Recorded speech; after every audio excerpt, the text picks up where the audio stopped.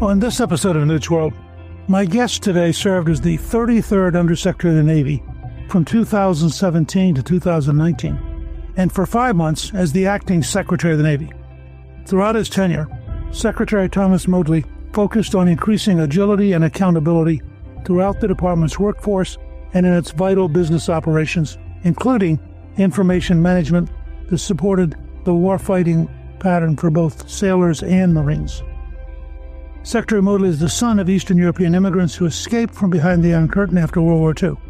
He was raised in Cleveland, Ohio, before entering the Navy Academy, where he graduated with distinction. He is the author of Vectors, Heroes, Villains, and Heartbreak on the Bridge of the U.S. Navy.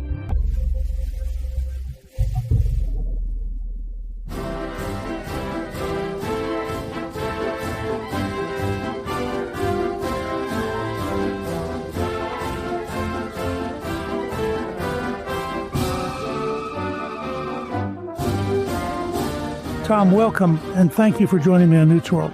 Thank you, Mr. Speaker. My pleasure to be here. Thanks. Your parents both fled oppression after World War II.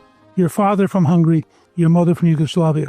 How did their experiences shape your own view of America and ultimately your decision to serve in the Navy?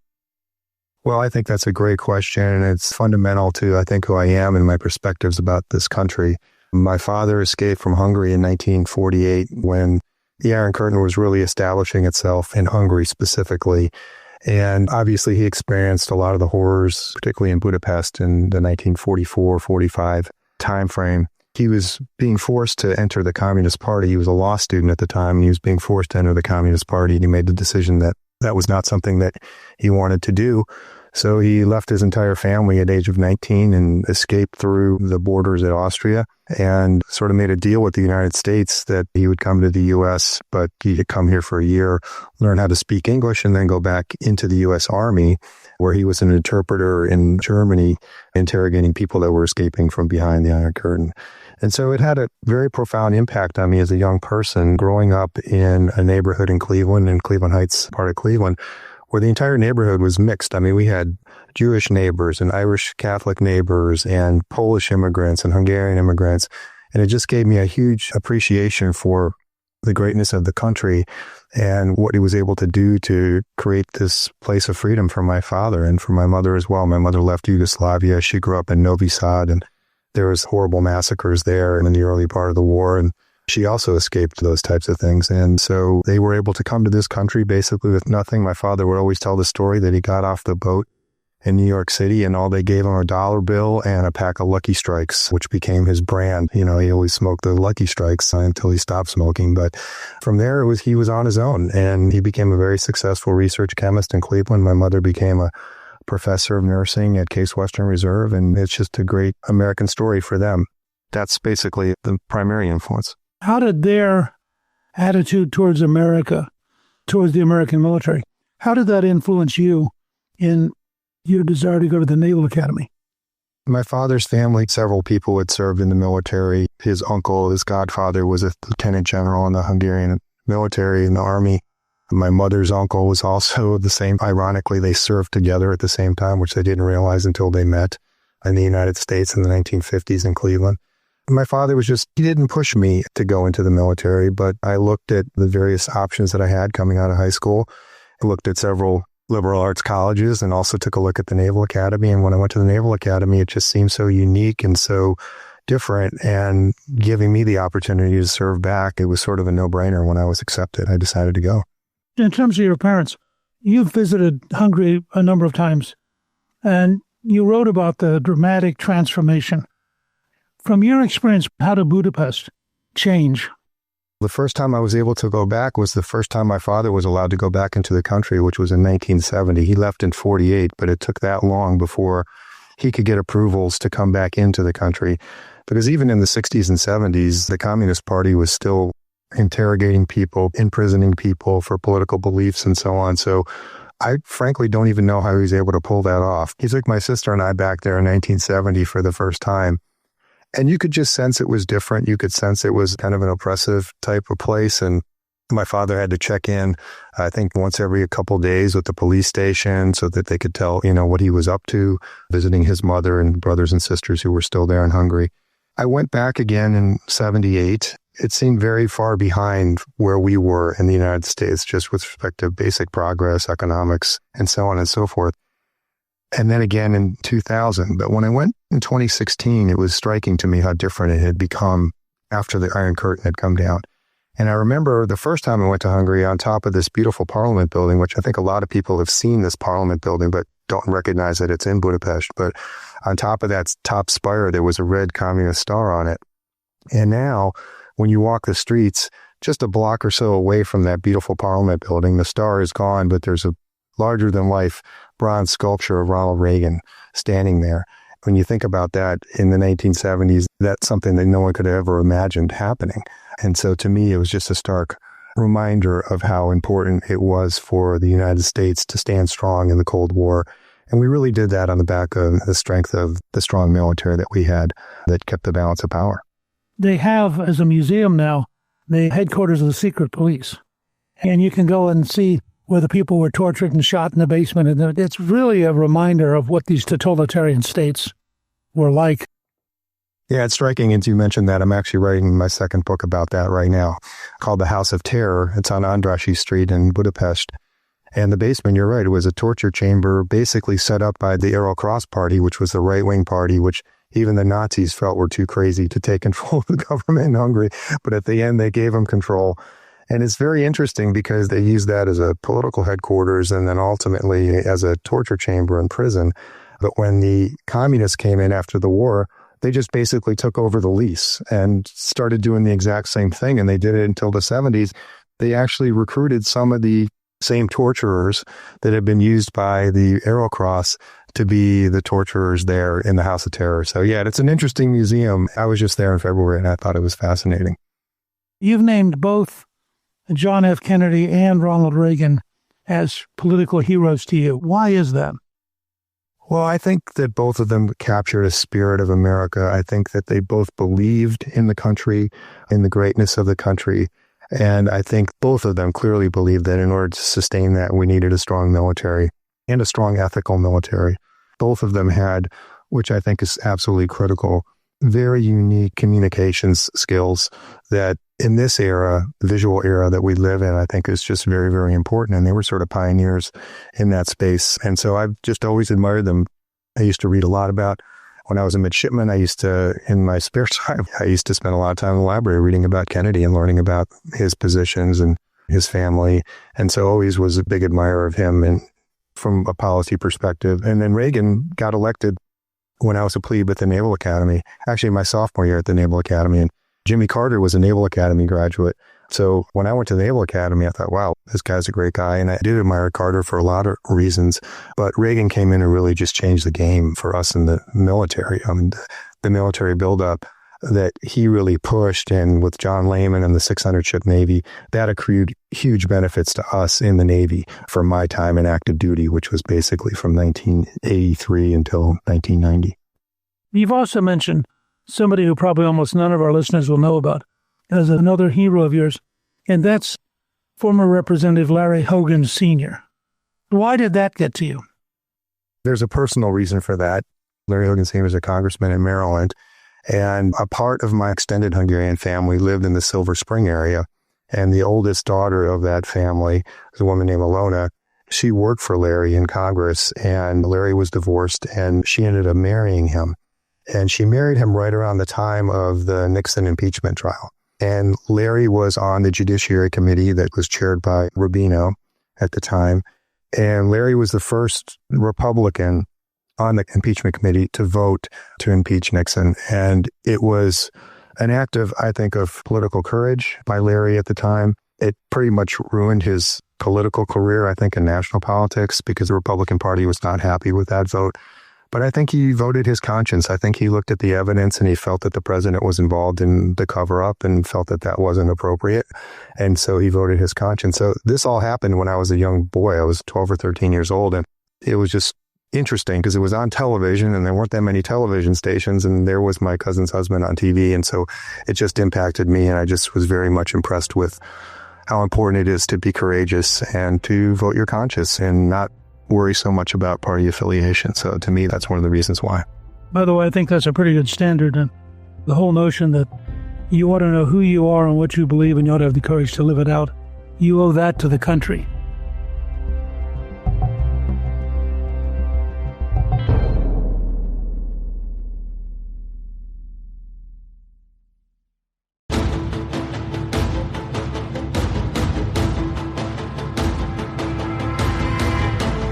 As an example of your commitment, you served as Deputy Undersecretary of Defense during the George W. Bush administration, and you created the Business Transformation Agency in record time.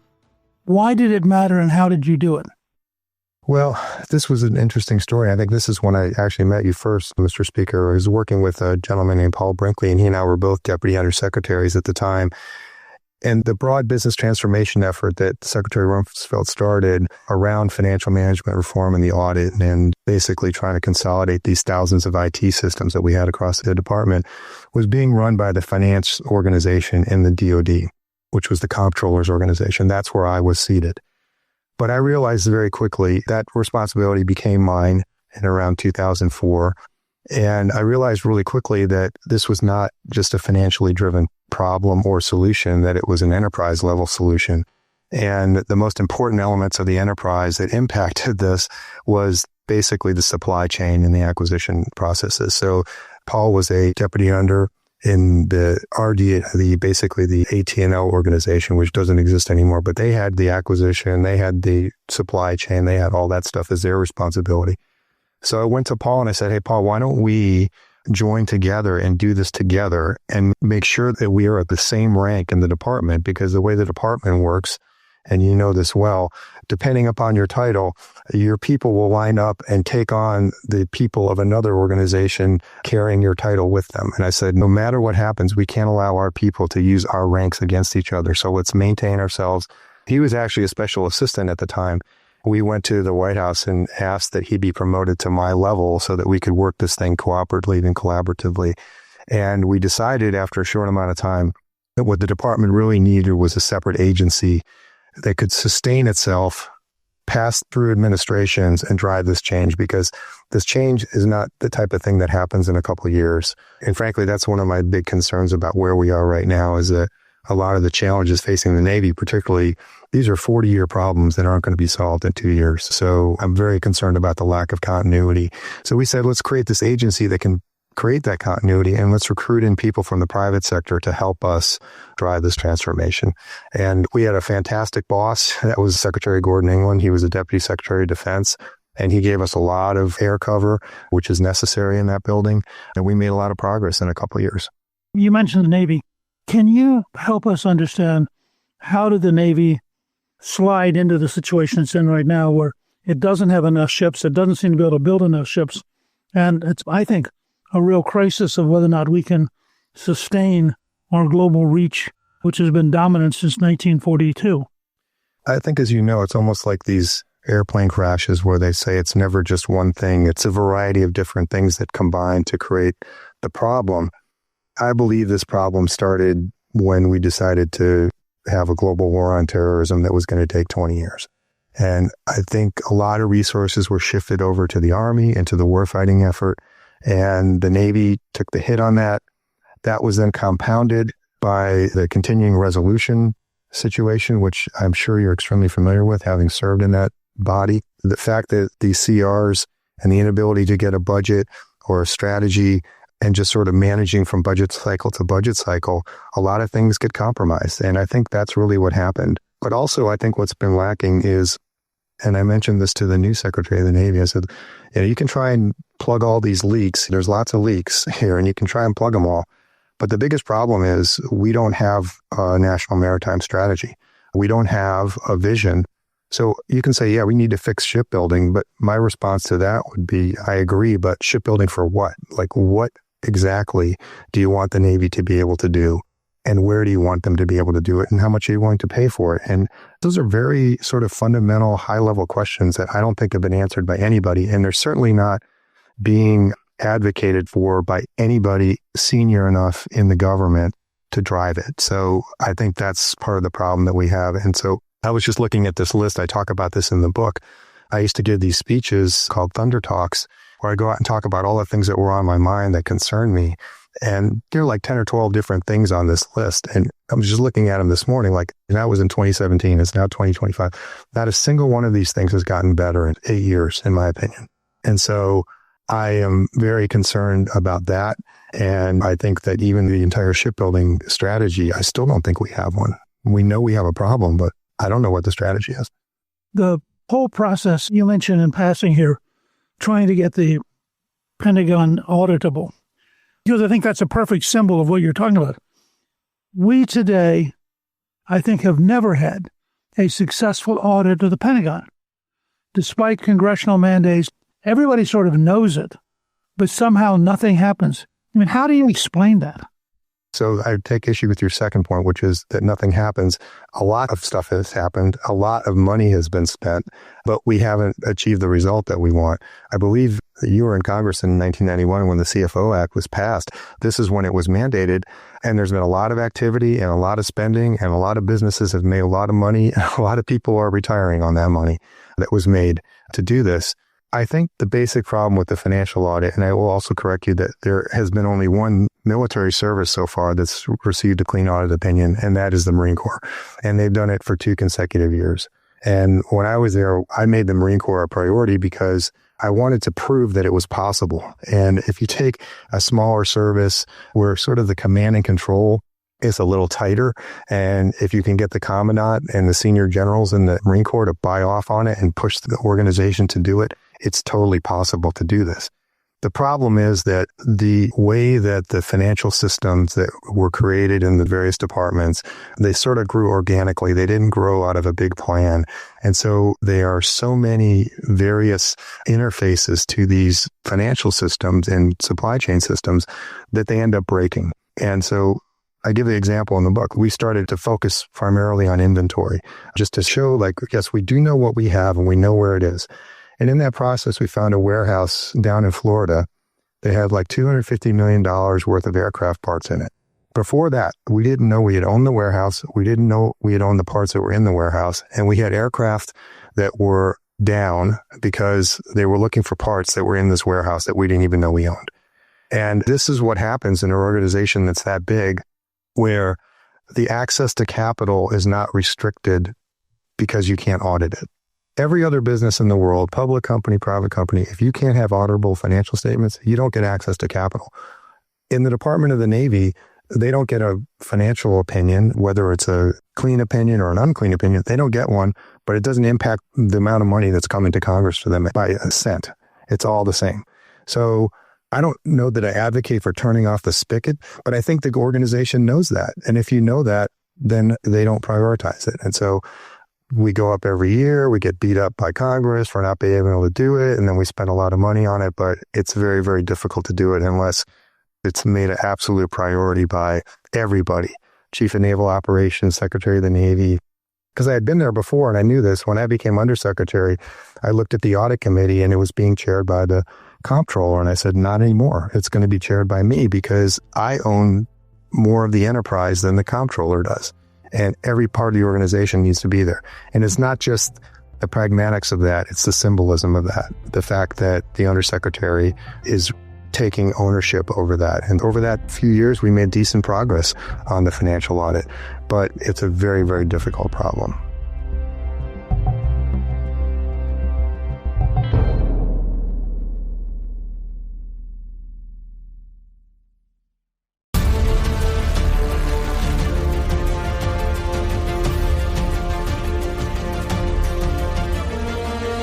One of the things you did to try to get the machine moving is every Friday you wrote a personal message to the entire department, regardless of rank, which we called SecNav vectors. What was a SecNav vector? What were you trying to accomplish? My boss, Secretary Spencer, was basically fired by Secretary Esper in the wake of this Petty Officer Gallagher SEAL trial, which I won't go into detail, but you can read about it in my book. I had no expectation at all that this was going to happen. And the next thing I know, I'm the acting secretary. And I got a phone call from somebody, a guy named Jerry Hendricks, who you may know, who writes a lot about naval matters. And he said, Tom, The average tenure of an acting secretary of the Navy is 110 days. So I said, okay, well, so I went home and I came up with 11 top 10 lists that I was going to try and accomplish in 110 days. And one of those things was I wanted to be able to communicate with the entire organization on a regular basis. And so I told my team, I said, all right, every Friday I'm sending out this thing called the Vector. And they're like, well, sir, we're not sure the IT systems can handle that. I said, well, you guys figure out how the IT systems can handle that because I'm going to be writing this thing. And they said, well, it's got to be ready by Wednesday. I said, okay. And that just put the pressure on me, but I didn't really care because I really wanted to get that out. So I would write them by Wednesday. But the idea of the Vector was really to communicate to the entire organization what me as the senior leader, albeit temporarily, was thinking about, what I thought their priorities should be. And they would be a mix of different things. It would be priority based, or it'd be talking about things that happened that week that they should be aware of, or funny stories about movies, or that I would relate to what they're dealing with their lives. And they got a lot more interesting, obviously, when COVID started happening. And I started using more anecdotal stories about how this was their time to demonstrate how they're going to respond in a crisis. And no one expected that this crisis was going to be COVID, but here it is. And so I would write a lot about that. I'm curious, when you look at your experiences, which have been pretty wide-ranging, how would you summarize the lessons you've learned about effective leadership? Well, I think that for me, the thing I learned the most over the course of my career, and I've been in private sector and military and government, is that the leaders that communicate the most are, to me, the most effective. And you have to be consistent, and you have to be honest, and you have to be transparent with people. And that includes, taking the mask off. I use that as an analogy of, take off the mask of your rank and everything else and just get to know people in the organization. There was a very common sort of consultant speak about leaning in that we've heard of. It largely had to do with women in the workforce. And I sort of turned that differently in terms of my approach to that, which is lean down into the organization, get to know the people at the lowest levels of the organization, and make them understand that you're accessible and that you're listening to them. To me, that's probably the most important thing. I think from a government perspective, I use this phrase, acting and not pretending.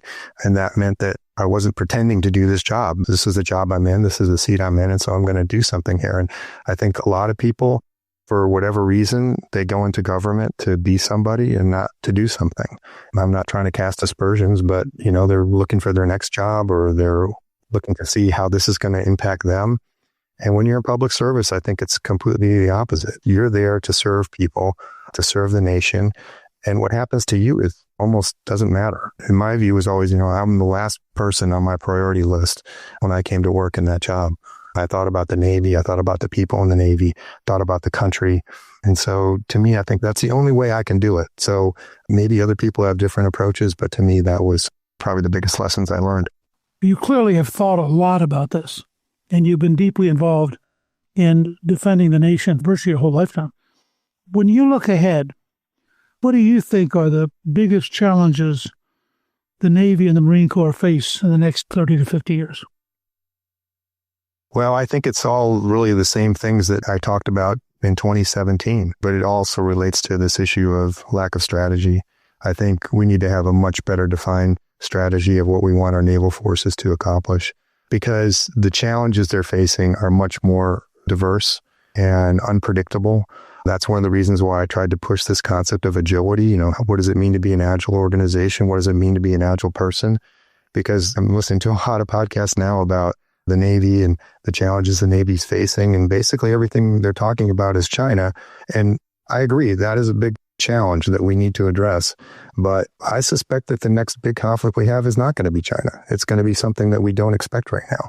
And so that's why I believe we have to build forces that are agile and flexible to respond to a variety of different things. And that means changing everything about how we do things. I used to talk about how business development life cycles, product development life cycles, in the private sector for the last 20, 30 years, they've been contracting. They've just been contracting and contracting.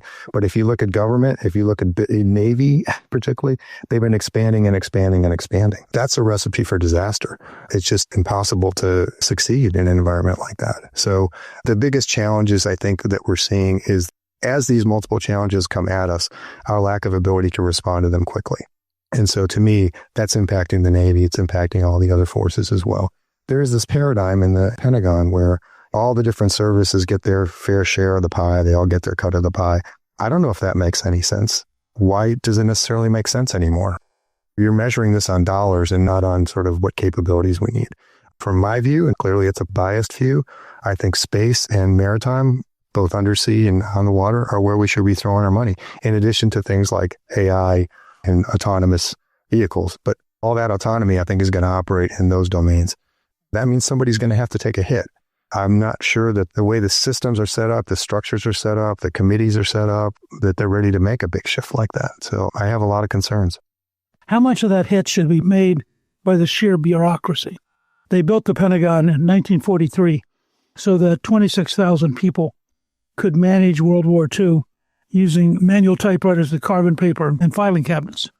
We now have smartphones, iPads, computers, and 26,000 people. It can't make sense. This is the type of thing I'm talking about. One of those slices of the pie is that Pentagon bureaucracy. And it's sacrosanct to the people in the Pentagon bureaucracy, and they'll fight for every dollar. We don't go into our budget processes saying, what did I do last year that I really don't need to do anymore? It's like, what did I do last year that I can keep doing, and what more can I do so I can get more money to do it? So this is sort of the crux of the problem. Having come out of the Naval Academy, with your perspective and your experience, if you could give one piece of advice to this year's graduating class, what would you say to them?